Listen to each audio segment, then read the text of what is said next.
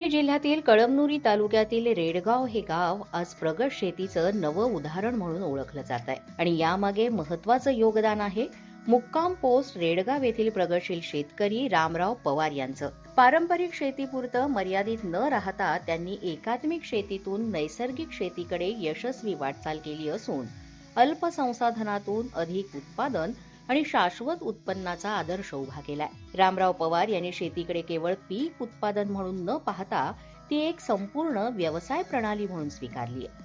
शेतीसोबतच त्यांनी कुक्कुटपालन, शेळीपालन, गांडूळ खत निर्मिती यासारखे पूरक व्यवसाय सुरू करून उत्पन्नाचे विविध स्रोत निर्माण केले. याशिवाय पारंपरिक पिकांसोबत शेवगा, पालेभाज्या, विविध फळभाज्यांची लागवड करून घरगुती खर्च कमी करत बाजारपेठेत दर्जेदार रासायनिक मुक्त उत्पादन उपलब्ध करून दिलंय.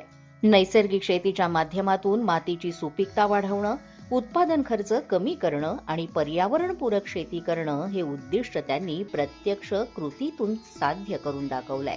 आज त्यांच्या शेतीला अनेक शेतकरी भेट देतात, मार्गदर्शन घेतात आणि प्रेरणा घेऊन स्वतःच्या शेतीत बदल घडवतायत. कष्ट, नवकल्पना आणि सकारात्मक दृष्टिकोन याच्या जोरावर यश मिळवता येतं हे रामराव पवार यांनी सिद्ध केलं असून ते आज परिसरातीलच नव्हे तर संपूर्ण जिल्ह्यातील शेतकऱ्यांसाठी एक आदर्श आणि प्रेरणास्थान ठरतात.